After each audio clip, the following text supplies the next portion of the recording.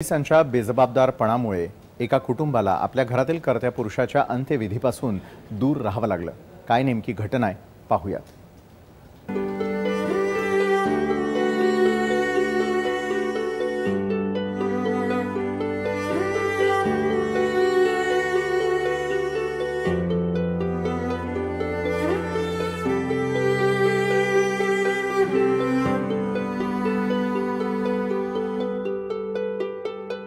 पोलिसांच्या हलगर्जी कारभाराचा फटका नागपूरच्या देवेंद्र गोरले यांच्या कुटुंबियांना चांगलाच बसलाय।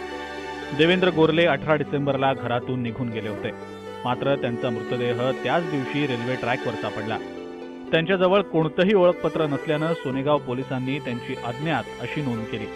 त्यानंतर कुणीही त्यांच्या मृतदेहावर दावा सांगायला न आल्याने त्यांनी 22 डिसेंबर रोजी या मृतदेहाचं बेवारस समजून दफन केलं। दरम्यान गोरले यांच्या मुलानं बेलतरोडी पोलीस ठाण्यात तक्रार दिली होती। पोलिसांनी आपल्या तक्रारीकडे गांभीर्यानं पाहिलं नाही। बेलतरोडी पोलिसांच्या हलगर्जी कारभारामुळे पतीच्या अंत्यविधीपासून मुकावं लागल्याचा आरोप देवेंद्र गोरले यांच्या पत्नीनं केलेला आहे।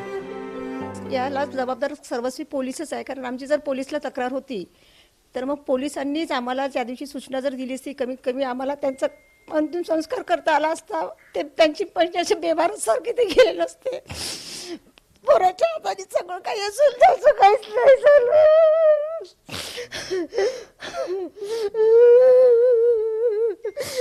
घरच्याच कपड्यांनी गेले ते, काय आम्ही काहीच नाही करू शकलो। म्हणजे सगळं एवढं वैभव आहे, आम्ही त्यांचं काही दर्शन नाही घेऊ शकलो शेवटचं, त्यांच्यासाठी म्हणजे काहीच नाही करू शकलो। ही सर्व चुकी जी आहे ही फक्त म्हणजे बेलतरोडी पोलीस स्टेशन वाल्यांची आहे।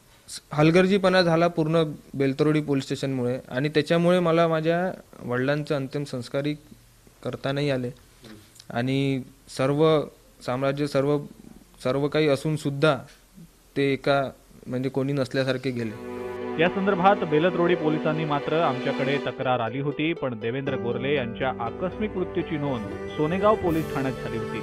आमचा तपास सुरू होता अशी उत्तरं देऊन स्वतःला वाचवण्याचा प्रयत्न केलाय। पोलीस स्टेशन बेलतरोड येथे 66/18 हा मिसिंग दाखल झालेला आहे आणि त्याचा तपास सुरू आहे। परंतु त्याच्यानंतर पुढे अशी माहिती आता समजते की त्याच्यामध्ये दिनांक 18 तारखेला सोनेगाव पोलीस स्टेशन येथे ADR दाखल झालेला आहे, एवढी माहिती आता माझ्याकडे आहे। पोलिसांनी मृतदेहाची ओळख पटवण्यासाठी प्रयत्न केले की नाही, नसतील केले तर काय अडचण होती, इतक्या झटपट मृतदेहाचं दफन का करण्यात आलं, या सर्व प्रकारांमुळे देवेंद्र गोरलेंच्या कुटुंबियांना झालेल्या मनस्तापाचं काय, असे अनेक प्रश्न आता उपस्थित होत आहेत। तुषार कोहळे, जय महाराष्ट्र, नागपूर।